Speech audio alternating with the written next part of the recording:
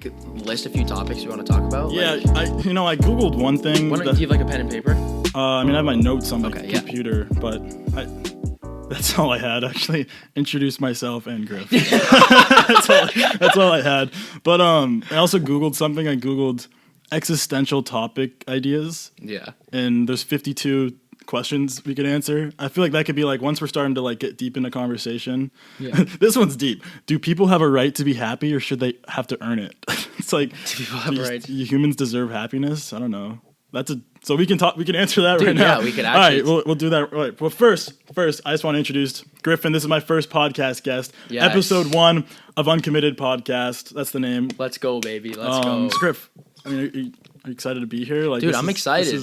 First one here. I'm excited about it. Yeah, I'm really excited too. See a lot of potential with this. I do too. Okay. All right, cool. So, yeah, let's just go right into it. Do people have a right to be happy, or should they have to earn it? What do you think? Do people have to earn their happiness, or do they have a right to be happy? It's kind of a broad question. A broad question, dude. I don't know. I mean, like, it's all dependent upon who you are. Like,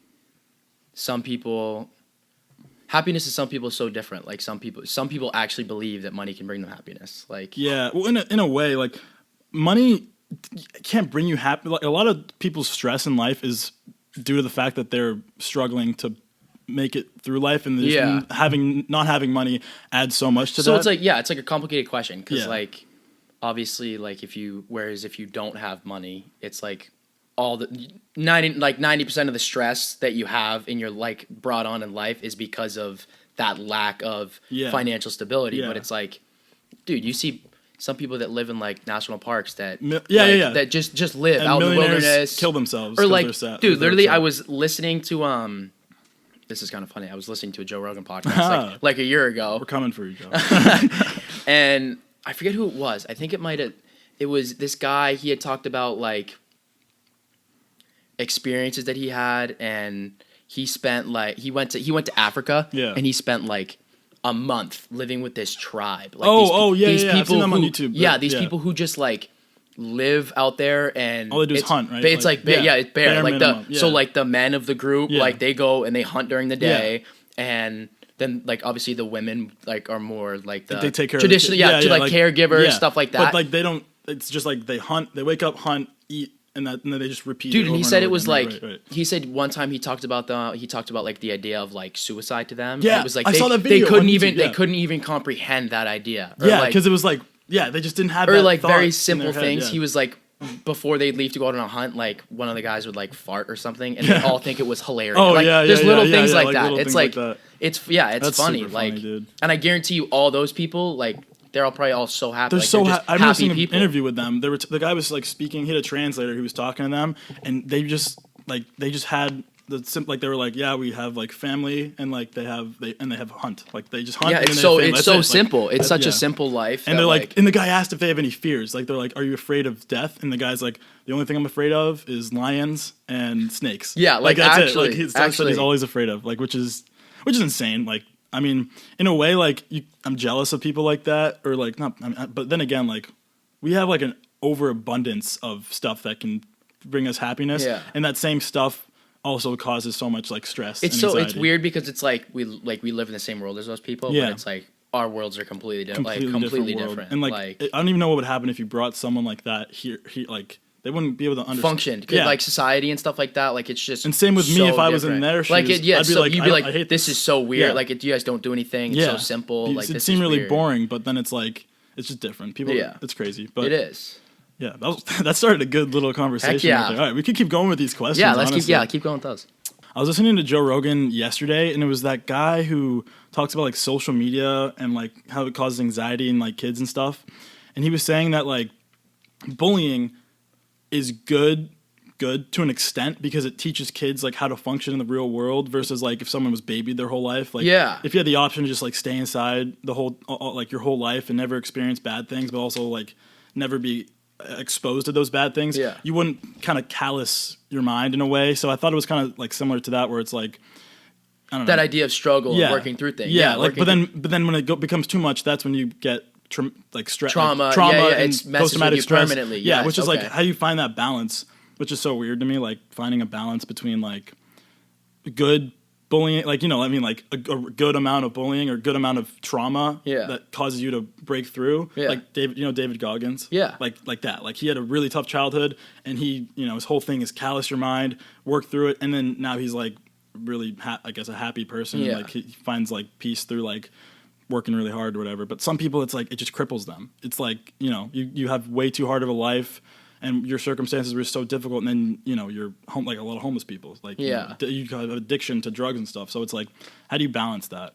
Which is weird. And in the same idea, like, if you do balance that, do you want like a utopia? You know what I mean? Like, would a world where everyone's happy, would you even be happy if everybody was happy? Because it's like comparison. It's like, I don't know. It's a deep question, because it's like, you know, I think one of the questions is like that. That's like kind of where it moves into like, I'm not trying to get political, but like that's like utopias can be compared to like socialistic societies, like where it's all the same, like very like you know, everybody's happy compared to like you know, if you're living in a socialistic where everybody makes the same amount of money, it's like kind of the same thing. It's like where do you? There's no incentive. There's no incentive to go up. Did you read Brave New World? Did you ever read Brave New World? It's kind of like that, where it was like they genetically made children. Like when you like people, the women didn't have children. They were like all made in like a lab or whatever. Yeah. And they would make them into different like categories of people. So it'd be like, I forget the names. It was like Alpha, Omega. It was like names like Alpha were the people who were like tall, handsome, rich, smart, like they had everything, and then there was like a few middle categories in the bottom category, and then it was meant for just like social hierarchy. Instead of like finding your own social hierarchy through life, it just gave you one, and then so that's like, it's like comparable to like an upper class, middle class, lower class. But it just gave you that instead of just like, you know. Whereas even if you, like, obviously it's, you know, if you're born into a lower class family, it is harder to move up. Like it's harder for you to, you know, go get a college degree, stuff like that. But it's like in a society like this, you can move up. Whereas that is like a permanent thing. You're just like capitalism. You're born into something. Yeah. The problem with capitalism, or like, you know, just on a mental health aspect of it, is like, you know, it's also hard to move. You know, you have to like kind of, if you don't have people showing you the right way to move up. It's hard, so much harder to move up, versus like if you're a middle class family but you're really hardworking, then you're gonna be from a middle class family, but you're gonna have just a hardworking like mind, like you just like know what it takes. You know what it takes to work hard. Versus like if you're like lower class and you don't have like anyone telling you what to do, then it's like it's just a cycle. Then you're just gonna repeat in that cycle, because it's like just your upbringing. It's crazy how much your upbringing affects like who you become. Like it's everything. Dude, it's so crazy. It's like literally everything. Dude, friggin'. All right, so I'm gonna talk about my mom a little bit. So like, dude, my mom was born into like very lower class, like on welfare at one point, like stuff like that. And dude, so she took it like, dude, she grabbed it like by the nut. Like she grabbed it by the. She ended up moving to Florida. Right. You know, it was when you turn 18, you get out. That's just kind of how it worked. Yeah. And you know, she was like, I don't want to, you know, work a minimum wage job full time. I don't want to do that. Like I don't, and nobody in her family had gone to college. That wasn't like that wasn't a thing when she was growing up. It wasn't, you know, you graduate high school and then you move on to college. It was you turn 18, you get a job and you get out or you pay rent. And my mom, you know, didn't want to do that. Moved to Florida. Had an opportunity kind of come her way where she was able to stay somewhere with a friend for like a year. And then, dude, she friggin' worked full time for 2 years, went to night school, and then put herself down in Florida through 2 years at USF. Ends up going to get her CPA. It's like, dude, she worked. Dude, we live in Stratham. Dude, I've grown up in Stratham. Fucking very blessed. It's like she didn't want to be. She wanted to be more than what she had. And it's like now she's instilling. It's because of her parents instilled that in her. And it's like now she's instilling in me. It's like, you know, we didn't get all this nice house, this pool just by, you know, money growing on trees, me being born into this. It's like, she's like, you know, I worked my ass off for this stuff. Like, I want to instill those same hardworking traits that, like, nothing in life is free. Like, it's not like that. And like, then now that she, you know, you could say she had more success than her parents. And then she wants you to have more success than her because you're going to go to same college. thing. Yep. And then when your kids are going to hopefully even more, like, have more money or whatever. So it's interesting how that plays out. Like, my mom was a single mother, got pregnant when she was 18, I think, 18 or 19, with my older sister. And the dad left or whatever, and she just had to work her way like through. Like she just had a full-time job since she was 18. Yeah, you got to work your way through life. You know what I mean? And she just through just perseverance and like just what she was taught growing up, she's made it through, and now she's retiring. Like my mom's retiring next month at 54, which is pretty young. It's like it's crazy. So, but she had to work her whole like. Yeah. I can't even like being pregnant like at 18. Like actually, I can't even. Nuts. I can't like. Dude, you're 18 right now. I'm 19. Like that's crazy. Can you imagine having a kid? Like that's nuts. Like it's crazy. Casey Neistat, dude, was like got a girl pregnant when he was like 15 or 16. You're not even like. You're a kid. Like you're still like your a brain kid, isn't even fully developed. Yeah, like, it's crazy. How do you just deal with that? It's nuts, and it's like I don't know. It's crazy. Yeah, we're definitely going down a deep not existential, but like deep rabbit hole. Yeah, and I like that. That's like the point. Yeah. Yeah. All right. What do you think? What's one piece of advice you would give others about life? I feel like it's interesting to ask that to someone. I mean, I know more about life than a 10-year-old, but someone who's like 10 years, like 28-year-old is like knows way more about life than me, and so on and so forth. But like, if I had to give advice to anyone younger than me, like just from trial and error, like from what I've learned, I don't know. I'd say kind of put everything in perspective. Like stuff that seems like it means so much today that can ruin your day or like ruin your whatever, like put you in such a bad mindset. In the grand scheme of things, it doesn't matter at all. No. Like you could, it's hard. It's human nature to kind of be upset and not dwell, but like kind of be stuck in a place where it's like, oh, this like sucks. But at the same time, I wish for me personally, I kind of wish I'd not learned that earlier, but because I learned it through like the process of just life, but just like everything, just put things into perspective. Like what matters today, what really matters today, not some petty drama, but like, instead of worrying about who said what about what or what people think about you. Like I worry so much about what people think about me, what people say about me, that it's like it stops me from living in the present, living in the present, like living in the moment. This podcast is a great example. Like I was so worried when I first had this idea. I'm like, I'm worried people are going to be like, oh, Dan's doing a podcast. Like, who does he think he is? Like, he's think he's egotistic. Think people think like he cares about what people care about what he has to say. Yeah. And all these things I'm putting in my own head that people either say or won't say. But it's irrelevant. Like I could just, I want to do this. So dude, it's a hobby. It's you want something to become a hobby. It's like fun to me. Dude, so for me, it's like kind of the same thing. Like, dude, people think reading's kind of lame. Yeah. Dude, so when I left for UNH, I had 2 goals in the beginning of the fall. I wanted to, like I don't have a whole lot of hobbies. Like I lift weights. Right. Like I'd like to say I'd ski. I haven't skied in like years. You like working? Used to. Yeah, I mean, I work, but like it's tough to call work a hobby. Yeah. So like I wanted to get into more stuff, and 2 of my goals when I got to UNH was to start reading and start doing yoga. Yeah, because like I did that. Yeah, that was like my routine last year. Dude, dead ass. Like, dude, I've. What have you been reading?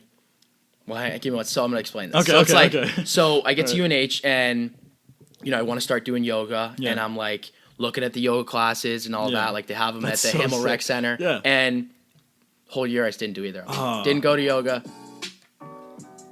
Oh, sorry. That's the intro music. I think the Wi-Fi wasn't working, and I pressed play, and I stopped it. Damn, that just totally interrupted you. You're good. No, but you're saying your point was you didn't end up doing that. I didn't start either of them. Yeah. And then literally a week ago, it was my day off from work, and dude, I had a little incident. I got really mad about something, and I was just like sitting on my couch, and I was like just sitting there mad, and I was like, you know what? Like I didn't do either of those things I said I was gonna do.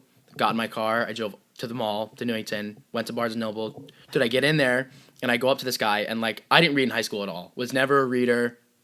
And so I get there, and I'm like, hey, man, how you doing? Like, I'm not a reader. Yeah. Is there any way you could, like, just grab me? He just shits on you. You fucking loser. Fucking, yeah. So I was like, can you just, like, grab me a few books and, like, that's cool. That you like. That's and really cool. So I ended up with like 5 books. I went and sat down. I read the first 5 pages of all of them. Yeah. And then dude, that's awesome. Put the ones to the side I wasn't interested in. And then I ended up with one. It's called Beneath the Scarlet Sky. Okay. And by who? Do you remember who it was? Mark. What is it a look it up. Yeah. Dude, be Jamie right now. Look it up. Be Jamie. Yeah, Jamie, pull that up. Jamie, pull that up. What is it? Beneath the Scarlet Sky. Beneath. I misspelled that, but there it is. Mark T. Sullivan. Okay. So it takes place in World War II in Italy. Okay. And it's this 17-year-old kid. His name's Pino. Okay. And he's from like a wealthy Italian family. Really good ratings. Lives in Milan. Yeah. And this is when the war had just started. Okay. And like the Italian people don't like kind of realize like Italy is completely working with Germany against the Allies. Okay. And so all these Allied bombings are starting to happen, and this kid's house ends up getting destroyed by the Allied bombers. Okay. And so, in order to keep him safe, his parents basically enlist him as a German soldier. Oh, okay. As a 17, 18-year-old. As a Nazi. Yeah, as a Nazi. Okay. So he was literally a Nazi. Yeah, because he ends up. Yeah, and he ends up getting injured. Yep. And they reassign him to be a driver. Okay. And he's literally driving around Hitler's left hand. And he's General like Heinz Layer, like in the third. Is this a nonfiction or fiction? Is it true? Or? It's a non-fiction. Historical fiction. Historical fiction. So it's like it's based on a true story, but like obviously the writer like added into characters and stuff. But Yeah. he went and sat down. This writer went and sat down with this like 76-year-old, and the same guy Pino, and this guy basically tells him his life story, and he becomes this driver for Hitler's left hand. That's crazy. While also like. So they're in Italy, so they're in the Alps. So he's basically becomes like an allied spy, and he's like helping all these Jewish people like escape through the Alps on these ski routes and stuff. That's it's crazy, like dude. he's using all this information as this 18-year-old driver with Hitler's left hand to like do his part, like do his part saving these people's lives. It's dude. it's and he's really still alive today, or still alive. I don't know. I'm not sure when the book. Yeah, when they wrote it, he was still alive. So like it's pretty cool. Dude. I'm like 6 chapters in.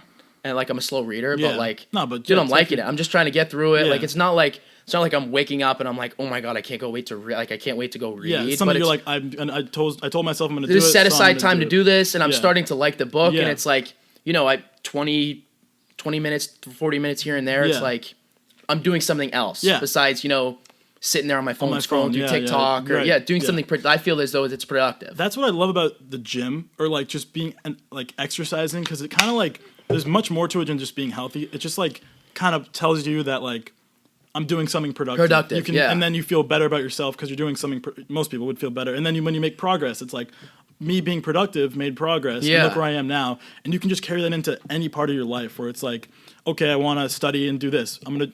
When I was at the gym, like, or just like a subconscious thing, but like, I made progress at the gym by just going consistently, whatever. So if I want to make progress in this realm of my life, just be consistent with it. So, dude, and people don't realize same like with reading and yoga. Nothing happens just like that when you start something. Like when you start going to the gym, it's like, dude, in 2 weeks you're not gonna. You'll probably just feel like shit. You're not gonna put 40 pounds of muscle on. Like it's like, dude, that's something that takes 3 or 4 years. Yeah, it's like. Yeah, and you're gonna want to quit. You're gonna no, exactly. Quit. It's like every day. It's not gonna be like, oh, I can't wait to go to the gym, or I can't wait to go open my book and start reading. It's like it's not like that. It's the progress of, the process. Moving through something. Oh yeah, absolutely. You have to persevere through that, and that's something I've been telling myself because I got I got in kind of a rut. Like I re-downloaded Instagram yesterday. Yeah, like 22 DMs on my personal account and like 18 DMs on my Disarm YouTube page. People asking like, where have you been? Like blah, blah, blah. And I felt bad because it's like a lot of these kids, like 12, 13-year-old kids who liked watching my vlogs. Yeah. Like, where have you been? I was like, oh, that sucks. But when I re-downloaded it, I just felt so much anxiety and kind of panic, especially on my personal account, because there was a reason I deleted Instagram because I was unhappy on it. Yeah. And I felt like I was kind of getting back into a habit that was bad. Yeah. But I had to tell myself like, well, I want to promote the podcast. I want to do something outside You're trying of myself. You're trying to make it productive, not And I'm scared of holding myself accountable to doing that because it's so easy just to scroll. Yeah. And I feel like I didn't trust myself to just last night. Like I'm there 10 minutes just scrolling through stuff. I'm like, what am I doing? Like I'm falling back in my own ways, my old ways, whatever. But you have to kind of go through that and persevere through that. It's so much easier said than done. But like that's what I'm trying to. I just holding myself accountable is something I'm really trying to get better at. Like last year during quarantine, dude, I was yoga every single day right there. I'd set up the yoga mat, 20 minutes of Sarah Beth yoga. Like she was my guy. And then I'd read like Ryan Holiday. Yeah. I read Ego's the Enemy, Obstacles Away, Stillness is the Key. Like I read all those books. I was such in like a good mental space, or I was making progress towards mental health or whatever, just like physical health.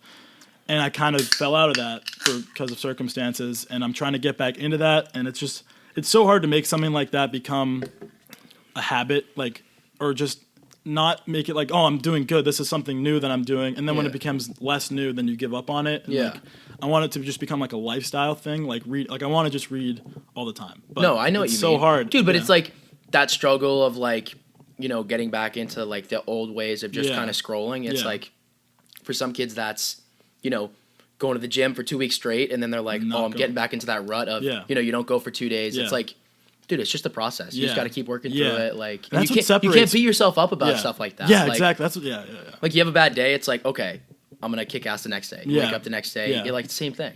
I've been struggling a lot with dwelling on, oh, why'd I do this? Like, I'm so dumb for this.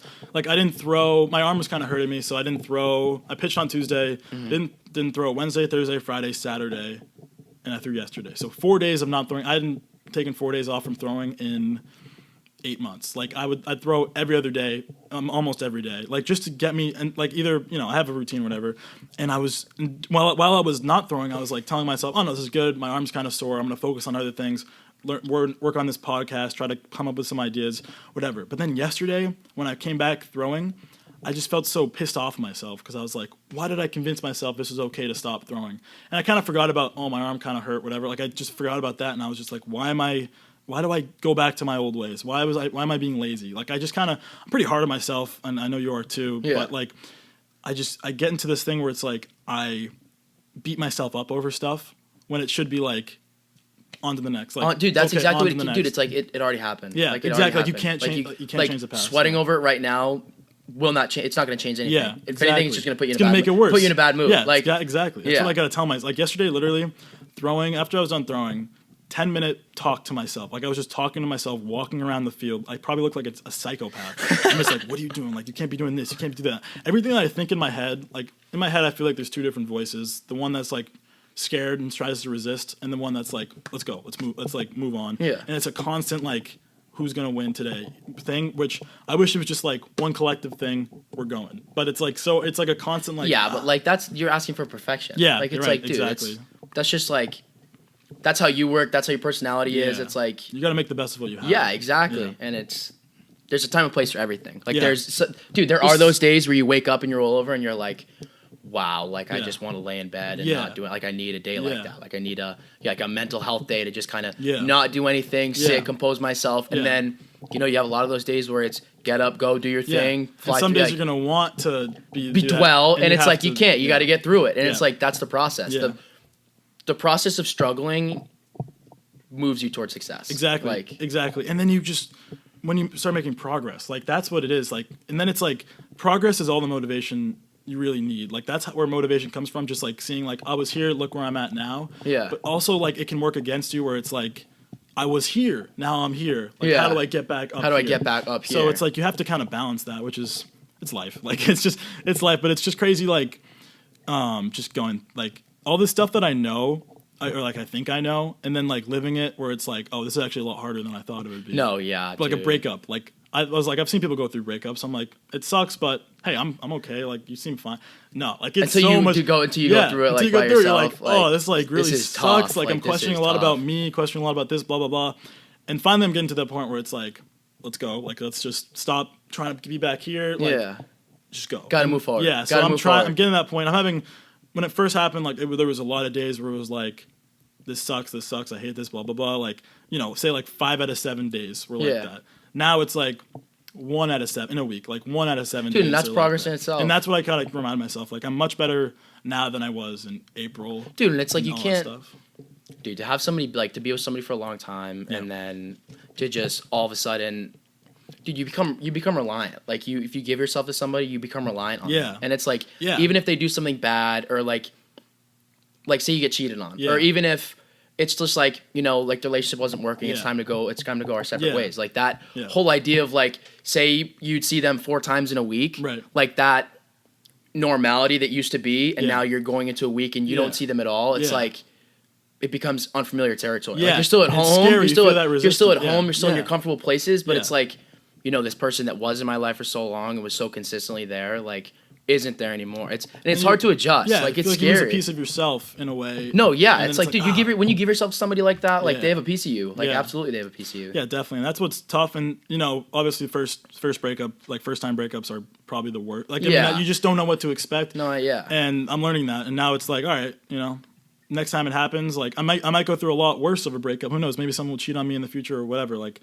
But I feel like I've learned a lot. I've learned so much just in the experience, even like, and just like stuff like graduating and just like all these big life obstacles that were like, I was scared to do. Then kind of, hey, I'm like, okay, look, I went through that. Like, it's fine now. Yeah, it's a process, and that's like, I think the biggest thing for that is like having things that are consistent in your life. Like, okay, I'm going to the gym today. Like, okay, I'm gonna read some stuff that like makes you feel like you're making or stuff that gives you something to say where it's like, I'm making progress. Yeah. This is like, okay, I might not like this part of my life, but I'm gonna take steps to get to where I want to be. Yeah, no, yeah. That's where the consistency comes into play. But that's what I think. But also, like, I say all these things, and I feel like I know all these things, but like I said, like, it's so much harder. It's so much harder to actually like, do them. Yeah, it's It is. But I mean, I'm lucky that I have two great parents that are like. I mean, I don't know where I'd be like without my parents. Like, it's just crazy how like people who don't have a father, don't have a mother, don't have both,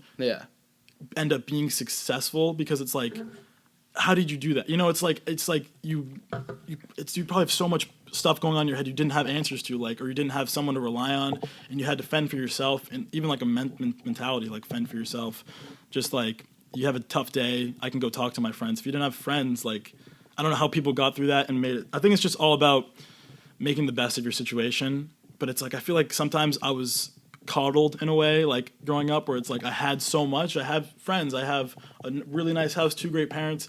So that when something hard did happen, it was like, oh, this really sucks. More than like if I didn't have that. But then again, like I'm so blessed for what I have. I don't really know where that came from. I just started talking, but dude, no, I know exactly what you're saying. Yeah, it's interesting.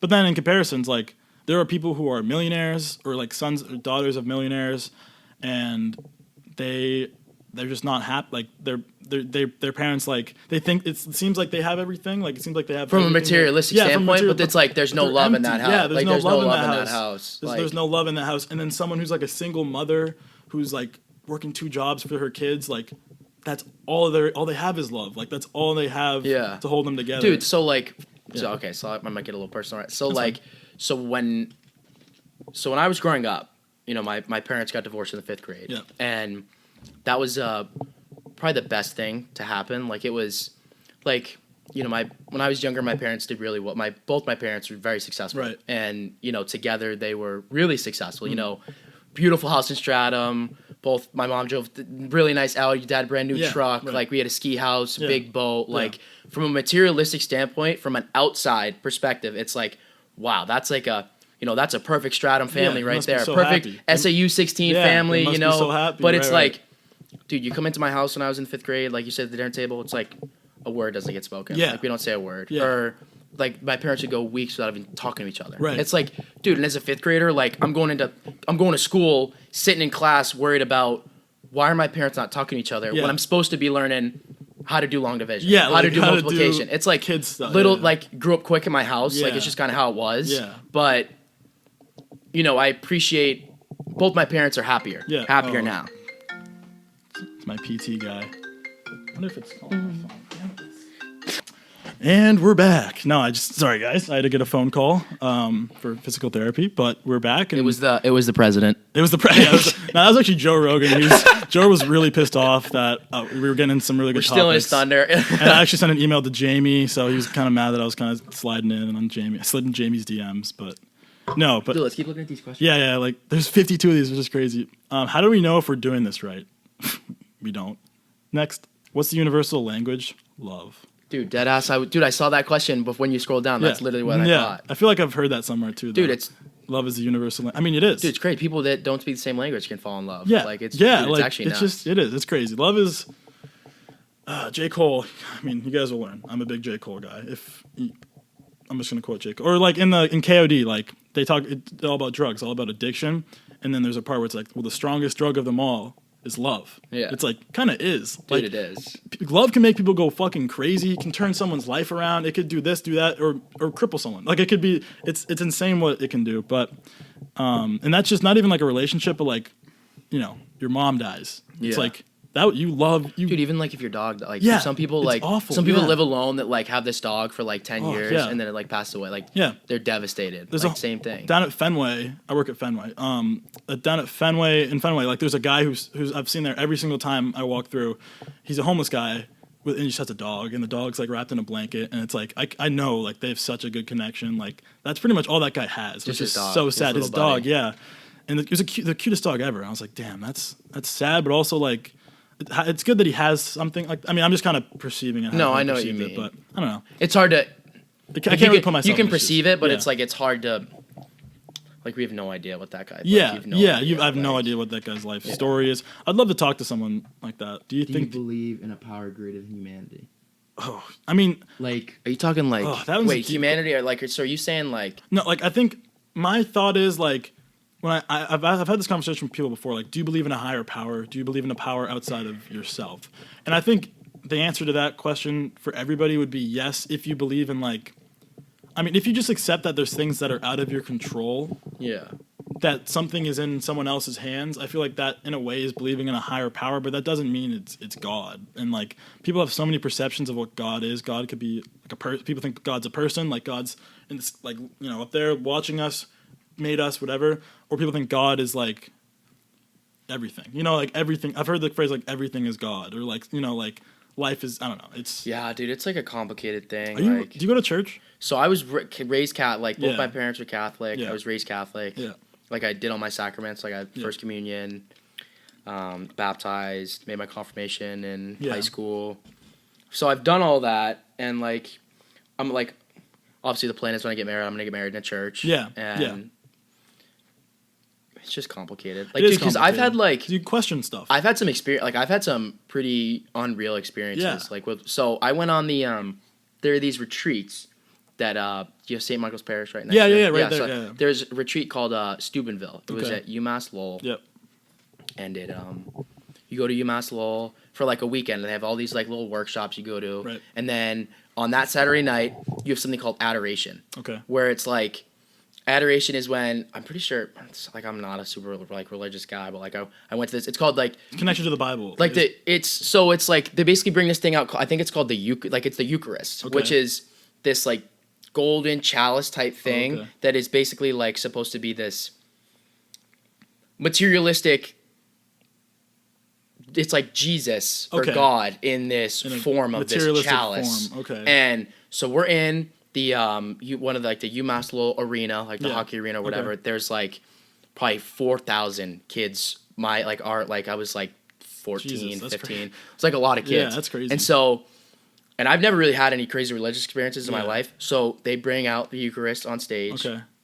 And they walk around the entire stadium. They go through every row. That sounds so with weird this thing. to me. Dude, when it came around, I just looked at it and I was just immediately bawling. Really? Like, it was such an out of body like Did you ever experience. think that? Dude, this is the craziest so part. Weird. This is the craziest part. What's it supposed to be? It's supposed to be Jesus like looking at you. Or like it's Jesus seen in this form. Like this is Jesus. Like this thing is Jesus. They just found that thing in like a dude, shed. people pass out and they pray. Oh, they that's pray weird. in you Different ever languages and tongues? stuff. Yeah. Dude, or, it's okay. unreal. Like heard that I had a talking in kid different fall on languages. me and was just passed out, just That's praying in a fucking different scary to language. me. Like that's like you know, like then think about it like hypnosis and stuff. Yeah. Like, is it kind of, you know, I wonder if it's kind I of don't like know, that. I like, don't know how that dude, works. I don't know if, or it's just like the energy of everyone. And I believe in like energies and stuff.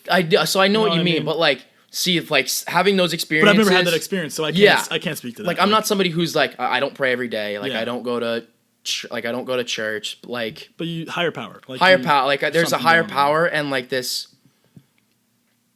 I don't know. You Like don't pretend to having have- those yeah. experiences, like to me, could Yeah. be so different for you, but Yeah. to me, proves to me that like There's something. there's something. Yeah. Like there's something. And Yeah. like, dude, I got this right. Matthew 6:34. I like, read that one. It's I can do scripture. all things through. Is that one? No, so it's therefore do not worry Oh, about do not tomorrow. worry. Yeah. For tomorrow, worry about itself. remember when you Each got day that, has enough trouble. Of I its googled own. it, which I so think that's a I'm great big on quote. scripture. I do like that stuff. I like Yeah. the ideas of like, you know, using these quotes to instill habits in your daily life. Yeah. And like, you know, me and you have talked about anxiety, and like Yeah. I'm definitely like an anxious person, and I'm always worrying about Helps like to be grounded. Yeah, You know what like I mean? I think that's struggle important. so much to live in the present moment, Yeah. like and be present and Yeah. not worrying about, you know, like just last week I had Monday off, Yeah. and I spent the whole Monday just like, oh, I gotta work tomorrow, like Yeah. that sucks, and it's like I can't enjoy my day off because all I'm Dreading the thinking about future. is the fact that I have to work Tuesday and Wednesday before I get Thursday off. Yeah, It's like, right. why would I want to think like that? Like Yeah. I'm not even at work yet. Like Yeah. when I'm at work, Yeah. I'll be fine. I'm just gonna be at work. Like I do the same. we like thing, why same like it's way. so weird. And this is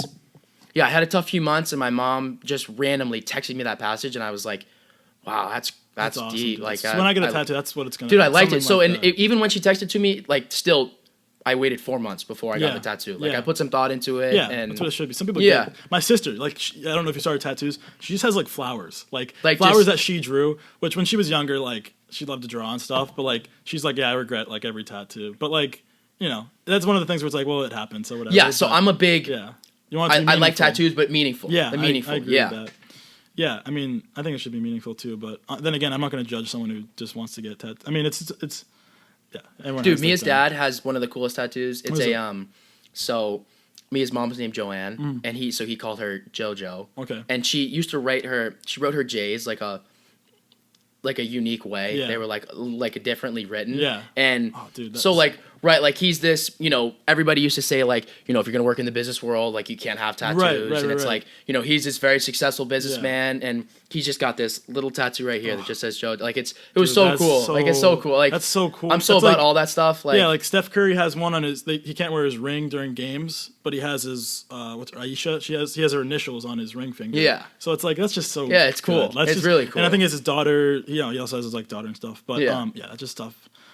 Like that's something I would do. Someone who's like that meaning, like I think that's amazing. And that's great how it's like he's a businessman, but he's just like, no, this is like it's the same. This is bigger than business. And it's it doesn't matter. Like the world has kind of changed now. Yeah, where it's it's a little bit like more 2021, like everything's accepted now. Yeah. Which is like I'm personally a fan of that. Like, dude, if you want to go and be your own person and do whatever you want, like dude, do your thing. Do your thing. I got no problem with you doing your thing. Yeah. And it's like that's how the world is kind of becoming.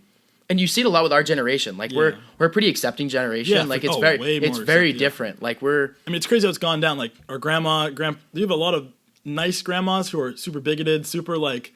That's just people, like it's like like you go to Nana's house. It's like here's Nana, the sweet old lady, but she's talking about Japanese people. She's racist as crap. She's like racist. She's so racist. It's just like you're a product of your environment. Yeah. It's like how you've been raised, and then you step down. It's like our parents are accepting. Yeah. But there's some parents who are assholes. I mean, there's always going to be parents who are assholes. But there are parents who aren't as accepting as we are. Other people, some parents that might be homophobic and things like that, where they have a kid who is, homosexual or bisexual, and it's like so hard for that kid. It's like it's crazy how just in 3 generations, like we've really changed a lot. Yeah. Like it's the world is a completely different place. It's amazing. And like I don't know if you saw the Cuban flag up front. We had the Cuban flag because they're doing protests out in Cuba because of like vaccines and stuff. They want more vaccines. They want more like food and stuff. I haven't really read that much into it, but I think that's so great how people feel like people are more together, where it's like things are we're gonna be the ones who change stuff. Yeah, like we are the movement. We are the movement. Yeah. Like a lot of times in the past generations, I feel like younger people kind of got pushed around, where it's like you follow your elders no matter what. You don't question what they say.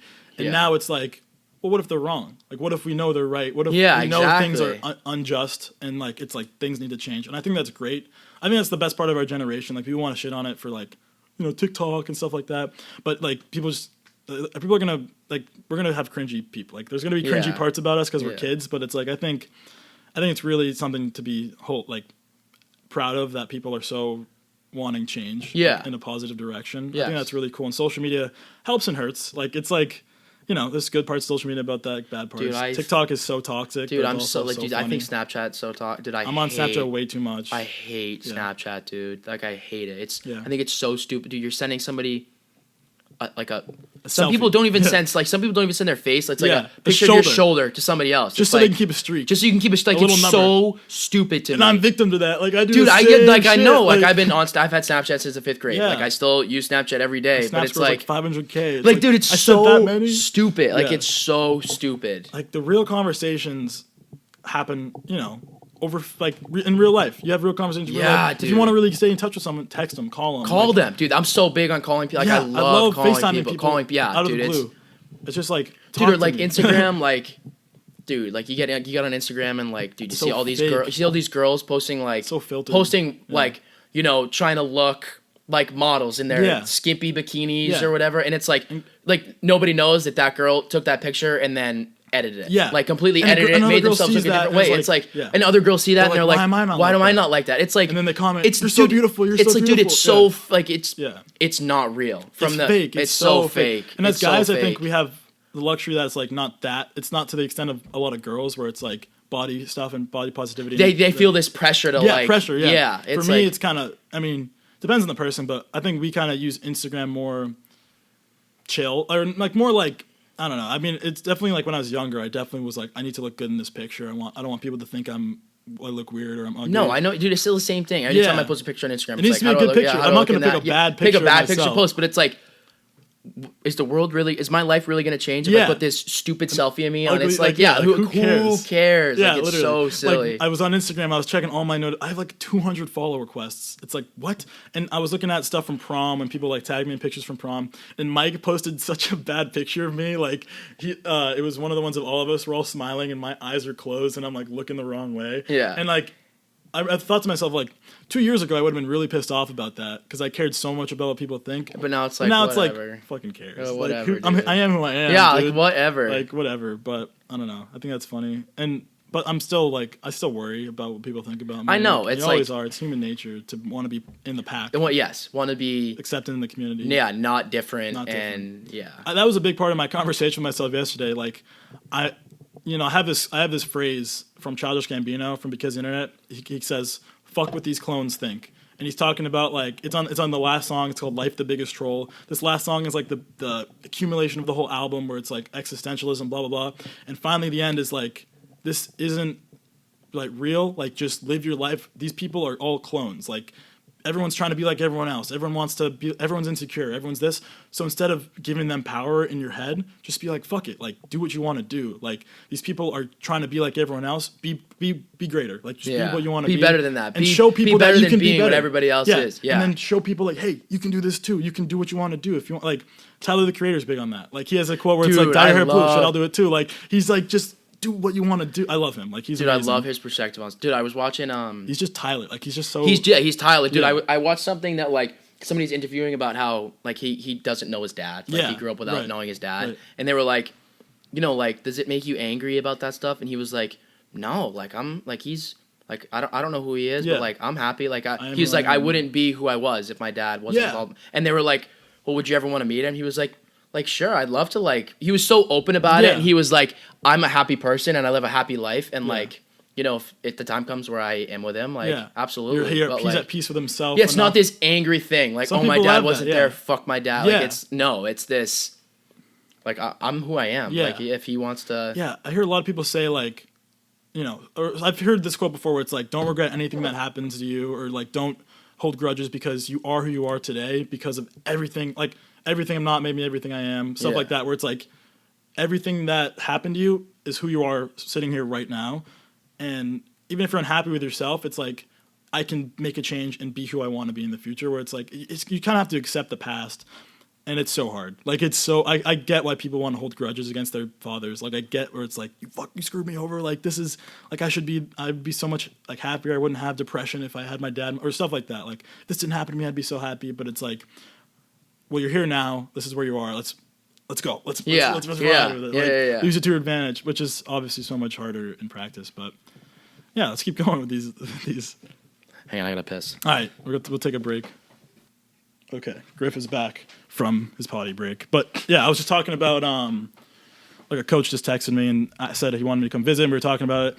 And I've been thinking, I mean, I don't know how many of the baseball kids are gonna watch this. I have like a group chat. I'm gonna send this. I don't know if they're that deep into it, but it's like, yeah, I want to go somewhere where it's like, I don't want to be baseball Dan. Like, that's why I stopped doing YouTube for a little bit, because it was like, and plus I was really upset in school and stuff in life. But it's like, I kind of held a lot of my personality on just like baseball. Like, baseball is what, and then, my ex, that too. That was kind of like those two things that are like, I held so highly over everything else. I'm like, I have these two things, I'm happy. Like, baseball, I can train, I can always get better, and then hurt. And then it was like, once one of them fell, it was like, do I really love this other one as much as I think I do? Because I'm unhappy right now, and sure, one of the pillars like fell over. I still have one, but it's like, I have a lot of other stuff that I want to do. Yeah. That maybe those things are holding me back from doing. Yeah. Like, baseball Dan is great. Yeah, like, you don't want to, like, you're just, like, you play baseball because you like baseball. Yeah. It's like, it's not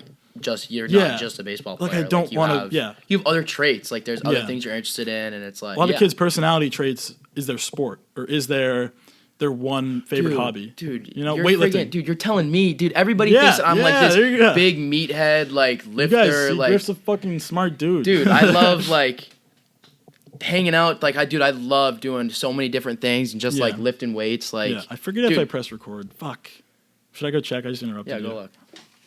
Dude, one of my least favorite things in the whole world, like in high school, was like people come up to me and be like, "Yo, big man," like stuff like I hate hey, stuff bro, like what that. Bench? Yeah, like dude, I hate that. Like there's so much more to me than just being this kid that lifts weights. Like I like to think that I like to think that I bring much more to the table than just going to the gym 5-6 days a week. Like I'm much more than that. It's like, funny. It sucks because like you being like bigger than everyone else. Like people, I think it honestly sometimes might come down to people are insecure. They're like, oh, this kid works out. This kid, dude, but that's you why, work out, dude. I started working out because I was insecure. Exactly. It's like you were fat Griff. Like dude, I was fat. Like actually, insert picture of old Griffin right here, and then look at him. Like it's just that's what your motivation was. That's like a perfect image of like I didn't like where I was at. I'm sure people made fun of you and stuff. Yeah, like and I wanted to, and you were probably.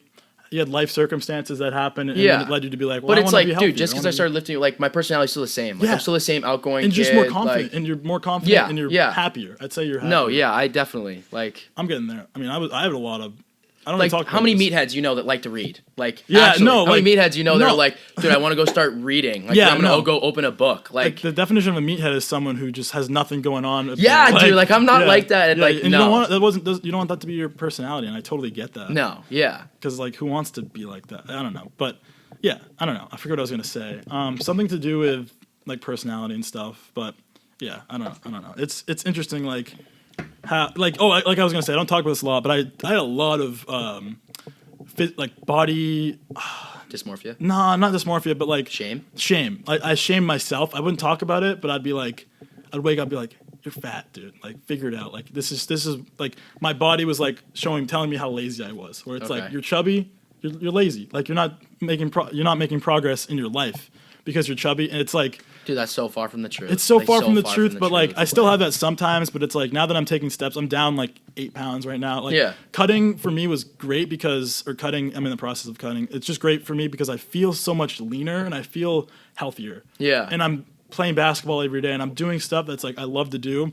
Whereas like there was times where like I'd eat some shit like a burger and the whole time I'm eating it, I'm like, you shouldn't be eating this. You shouldn't be eating this. Instead of just enjoying it. Dude, like, I saw a video about that where it's like, the quote was like, just enjoy the burger. Just enjoy the burger. Just enjoy the burger. Like seriously, that's what it was. And I have to tell myself that sometimes. Like dude, I've Ben and Jerry's it's all in relativity. Yeah. Like dude, what me and Mia hung out last night, like, dude, we both pounded a bowl of cookie dough and espresso chip ice. Like, dude, I love ice cream. You kidding me, dude? I've Ben and Jerry's it's all in relativity. Like, dude, you don't think that I like to go to NATO's and get 2 large steak and cheeses and destroy them both in 20 minutes? Like, no, I love that. Like, I love that too. It's all in relativity. You just I have to convince myself that it's like back to the thing where it's like going back to your old ways. Yeah. Me when I'm eating like shit, it's like, oh, fat dance back. Or like you're going back to your own ways, you like loser. But I have to tell myself sometimes where it's like, nah, just eat the ice cream. Also, like, it's like because it tastes we're good. like because we're so young, like their metabolism moves so fast. Like I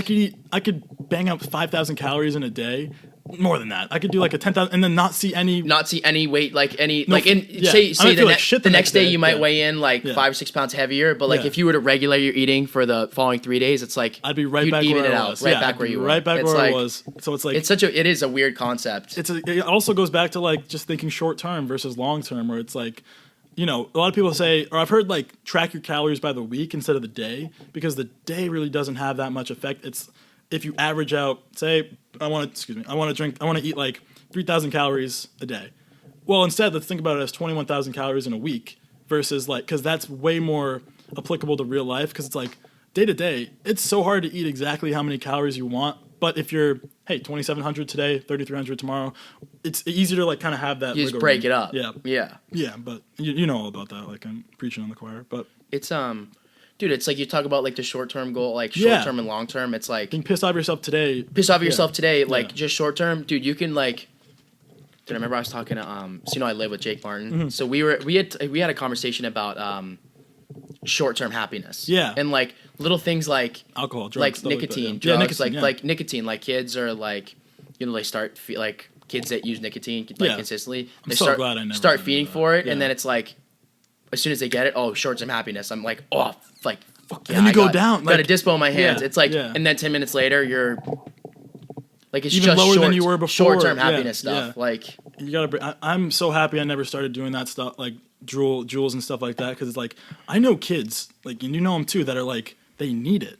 Or they'll feel like shit if they don't have nicotine. Like they need it just to get back to baseline. It doesn't give them that buzz anymore. It's just kind of like, I'm down here. Let me get back to baseline with these chemicals from some gas station that I bought. Like it's whack to me, but I get it. Kids are gonna be kids. Kids are gonna try stuff. Dude, I was late to all that stuff. Like, I mean, yeah, same. Dude, I was definitely like the first time I smoked weed was sophomore year in high school was the first time I tried it, and then that was just once, and then I didn't all the way until after senior year of football. Yeah, was when it became more regular. Right, like drinking like came into the picture sophomore year, like a few times sophomore year, and then.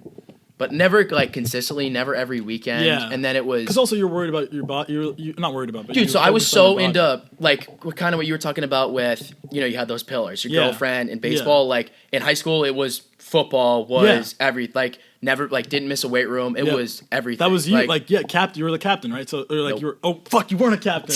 That was a thing. That's why because that was a thing because you weren't a captain, but you totally should. Dude, we won't go into that. I was bumming about that. It was tough, but it's like everyone knew you should have at the time. But that's why it hurt so bad, dude. At the time, that was everything to me. Now that I look back at it, it's like. Dude, yeah, like it's tough. Like it's still a bummer. Yeah, like because I put my heart, put my heart and soul into that friggin' more than anyone football, else. Like, and like you didn't get the recognition that you deserved, but it's high school football. Yeah, like I'm now in college. It's like there's so many bigger. Now I'm going to try and find my career. Like it's there are a lot of bigger things than just high school football. Like who cares about what happened when I was 17 in high school? Yeah, exactly. Now, if anything, it's made me it's just like mentally stronger. Maybe it's like a calcium. Yeah, you get the shit into the stick. Like it happens. It's life. Yeah, like it's like learn it now, so you don't have to learn it later. You know what I mean? Like. You don't want to learn that when you have a kid and you're stuck, and then it's like, oh damn. But all right, we'll keep going with this. What do you think your purpose is? Oh wow, I've been struggling with that one. That's a tough question. A long time. That was like 3 months, especially. Like, what am I doing? That's why I'm doing this. Like, this is something I want to do. So why don't I just do it? Yeah, this is great. And who else our age is making a podcast? Like. It's not even. It's just fun. Like it's just what I want to do. But then again, I don't think it's my purpose to make a podcast. No, yeah, it's like I don't know. What do you want? I don't think that for some people, I don't think that there's one purpose in life. Like you go through phases of things. Yeah, Like in high school, I would have told you my purpose was to play football. Yeah, like, that's literally what I thought. Yeah. Like that's what I thought, and now it's. I don't know what it is now. Like I'm trying to get into more things and find more hobbies and stuff. Like you're still figuring everything out. Yeah, I think we all are. Dude, it's so young. Teenagers. Like, dude, it's kind of what I wanted this podcast for, so like people could listen to it and be like, oh, like they're thinking the same stuff. I'm like, I'm so like can be so relatable. Lost. It's so hard for young kids to like talk about things. Like alone. A lot of young kids keep it inside. Feel really lost sometimes. Yeah, like I don't know. So I went to UNH as I was an English major. Yeah. English law. Yeah. UNH is a law school. Okay. And I was like, hell yeah. Like, I'm going to go in here, do my 4 years, get my degree. And then they had a 2-year law program. I was like, let's go. I got the next 6 years of this. And I was all in. Yeah. And like that's what I thought. Yeah. And then I get to school. I have 4 classes. Yeah. So it's like, at least that's how UNH does it. Like if you take 4 classes every semester, you'll graduate as a senior. You'll have plenty of credits. Yeah. And so I had 3 gen eds, and then I had 1 English class. Right. And because I had taken like the advanced classes in high school, I was in a class higher than I wasn't in freshman English. I was in like a class with sophomores. Yeah. And so I start taking the class, and we have our first paper, and I'm like, hell yeah, like this is what I'm good at. Like I was good. I was good at English and history in high school. Very good. Yeah. And math and science really wasn't my thing. Same here. Yeah. And so I write my first paper. I get it back. I got a 75. I was like, dude, I was devastated. I was so upset. I was like, bro, like what? Yeah. And so like I go and I sit down with my professor, and he's like, this is what you did wrong, and let me rewrite it. I got like a 90 on the rewrite, which was great, but I struggled through that class, and I ended up sitting down with him, and I was like, I'm struggling with this, and he's like, I'm a personal person. He's like, you write how you talk. Yeah. And he was like, you can get away with that in high school. Yeah. And I did. I excelled in English. Yeah. I got away with it in high school. He's like, in college, it's different. And I struggled through that class. I ended up getting through it, and I was like, you know what? Like, I'm so glad I figured this out. But English, because I was only taking 1 class. And by the time I was a junior and senior, I would be only taking English classes. Yeah. And I was like, I can't do that. Like, Yeah. this is not for me. Yeah. And yeah, it's got to be so brutal where it's like you thought this was your thing. Like, you're Yeah. like, oh, this is my thing. Then it's like, oh, wait, is it? yeah. So, and then, So did you just transfer? yeah, I'll get into that. And it's like, so, my mom had, she's, CPA, she's an accountant, and she had always been like, why don't you try to get into sales? Like, you could do really well. Like, you're personable, like, try to get into sales. And so for her, she took an accounting class junior year in high school, and she was like, oh my God, I love this. Like, this is what I want to do. I want to try to go to college for this. Yeah. And I know we already talked about that.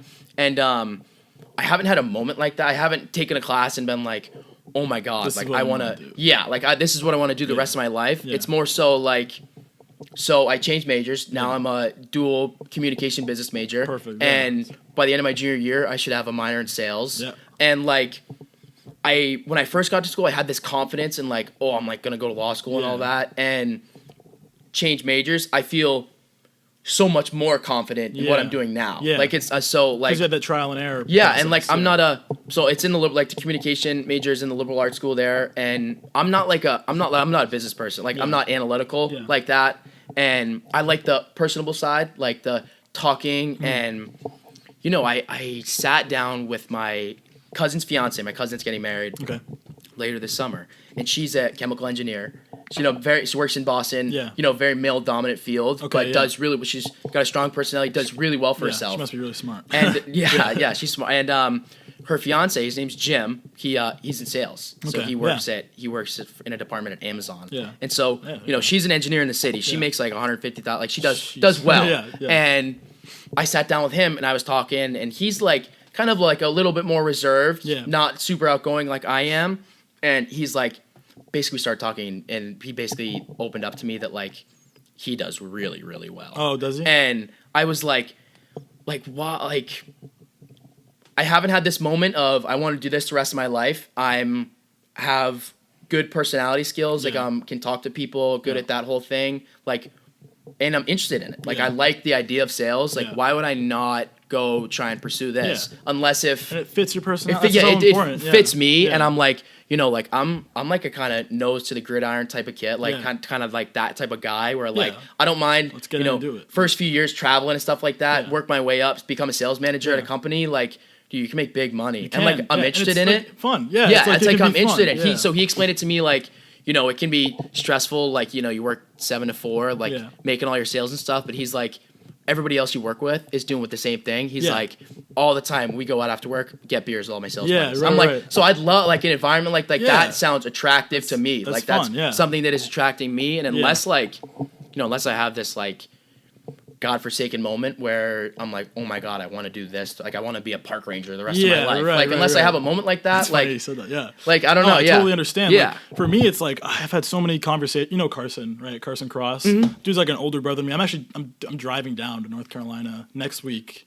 I think a week from today. Go see him? To go see him and stay with him for a few days. Oh, that's awesome. And I'm really excited. He's a AA pitching coach for the Carolina Mudcats. Okay. So he's working his way up the Brewers, whatever. But I've had so many conversations with him and Logan, the other guy at the gym. Like, those are like two older, like older brother figures to me.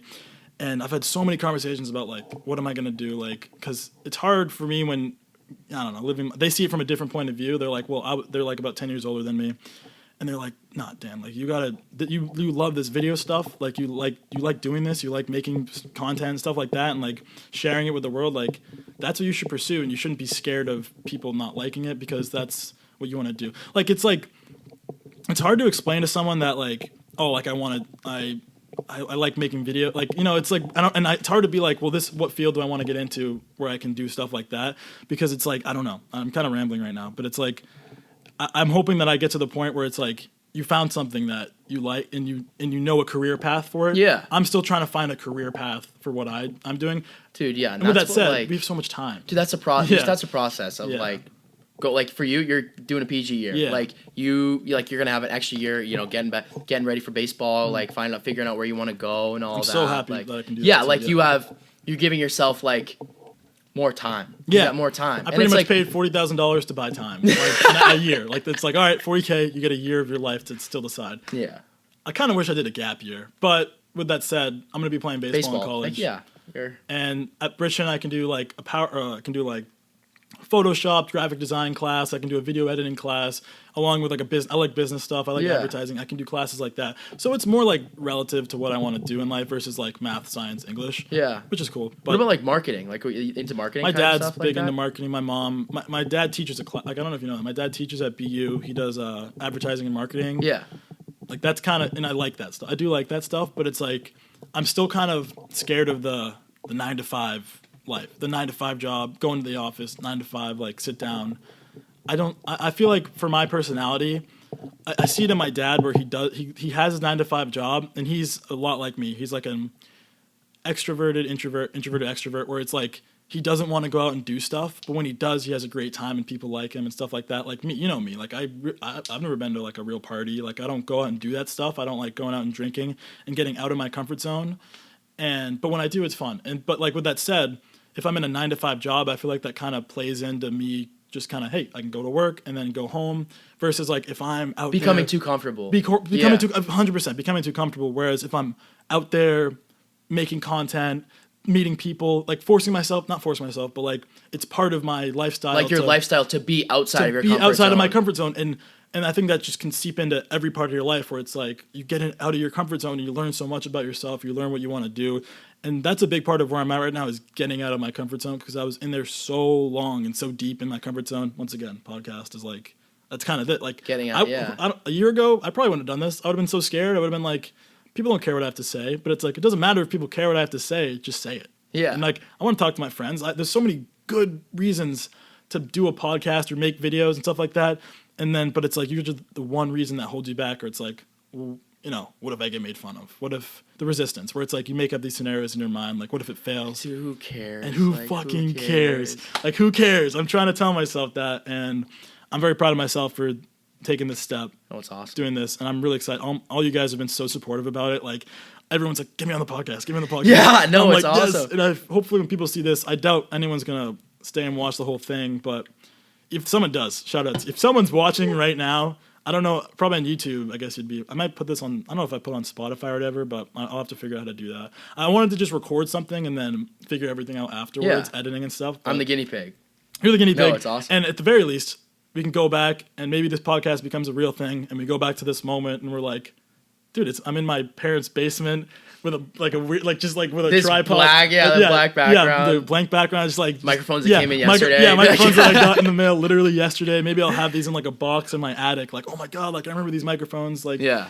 And it's just something funny. And we can look back and be like, oh, this is how we thought back then. This is how we this is what was on our mind. Yeah. You talking about like, getting into like communications and stuff. Maybe in 10 years you're like, oh yeah, like I stuck to it and like I did it and look, it really worked out. Or you're like, wow, you know what? I was right about wanting to become a park ranger. Like, yeah, no, exactly. You know what yeah. I mean? Or it's like, oh, you know what? Like, I don't know what was in my mind. I just, things change, but yeah, it's really cool. I think it's a really interesting time. And I think, Gary Vee. Do you know Gary Vee? Oh, yeah. Yeah, Gary Vee, like, he's the guy who, like, helps. I mean, he's kind of crazy sometimes, but he's the one who was like, you're going to regret if you don't take advantage of making content, even just for, like, the sake of showing your kids or, remembering what you were like back then. Or starting a brand and making a brand and all that stuff. But he's like, you have so much access to cameras, equipment, so you can reach millions of people, and it's worth a shot. You know what I mean? Like it's worth a shot, at least if that's what you're interested in doing. And for me, that is. But yeah, we can keep going into these questions. Oh, I mean, these are tough ones to do. But like, why do you think we're here? Like, some person might say, well, God put us here. Another person might say, well, this is a simulation. It's a simulation, yeah, or like a nihilistic point of view where it's like, oh, like, life's meaningless. We're just here because we're here. Yeah, so that's what that is. What's our biggest mistake as humans? Being selfish. Like money over, that's the biggest thing. Like putting money in your own personal values. I'm thinking more like big business stuff, but like putting, You could talk about like the way we treat the planet. Yeah, like, exactly. That's what I was thinking with like, that. There's like a picture of like a CO2, like a bunch of gas. Carbon emissions. Emissions. But yeah, like I'd say, thinking about like, we don't care about, humans really don't, as much as we have, foresight, like we can think into the future, like most animals don't have, almost no animals have that where they're like, they can be like, oh, well, what am I going to do tomorrow? Like I'm setting myself up to do something tomorrow. For as much as humans have that capability, they seem to just not care. It's like, the planet's going to shit in 40 years. We're gonna do irremovable damage to the Earth. But it's like, well, I won't be here. Like, 60-year-old billionaires, like, I won't be here. I won't be here. I'm rich. Like, look at me, like I'm having generational wealth, and my grandkids, well, they'll figure it out. They'll be billionaires. We'll go to Mars or something. But like, then it's like, see, some people look at that as like it's inevitable. Like the world's gonna end. Like, you kind of look at it like death. Take advantage of like what death, you have. What like, you can do. dude, I don't know. We're talking about Joe Rogan again, just because on our podcast. He talked about he lived with his grandparents for like a few years, and his grandmother was like, I think she had Alzheimer's, and he said he just watched his grandfather like, struggle to take care of her and struggle to deal with that, and he was like, I'm a 24-year-old kid, and I really realized like this experience is temporary. I've seen that clip. It's like a short on YouTube. It's temporary. Like this experience is completely It'll temporary. be over.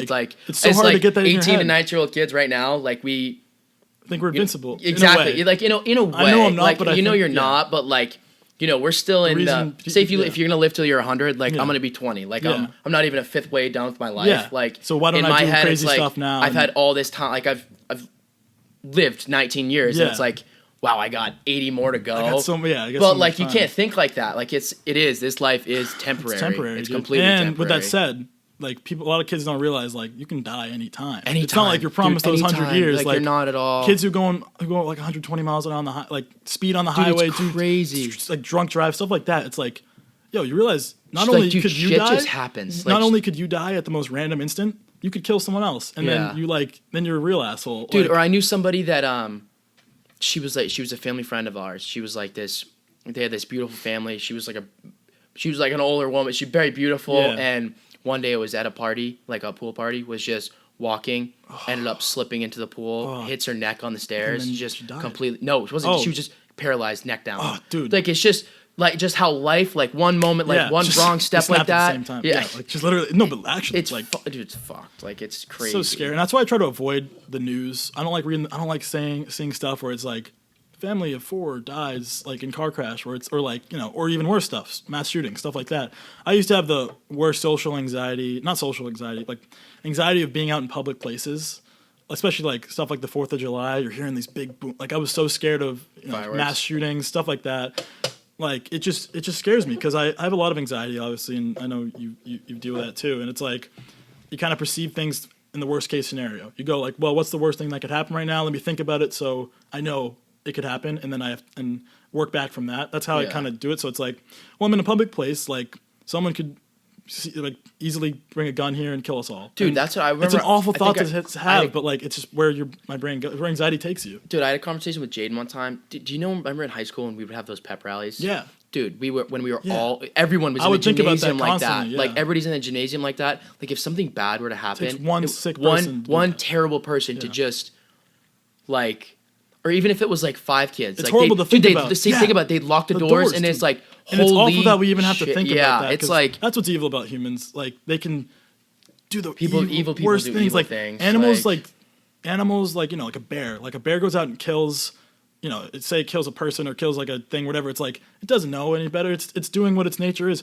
It's not human nature to go and the animal torture probably people. Killed the person because the person was overstepping. Yeah, they shouldn't have. They were doing something they shouldn't have done. Right, like, and that's they go and kill a deer, and you're like, oh my god, that poor animal. But it's like that's what they're programmed to do, and it's awful that we're at the point where it's like humans have the it's always been that way, but humans have the capability to do the worst possible thing. Yeah.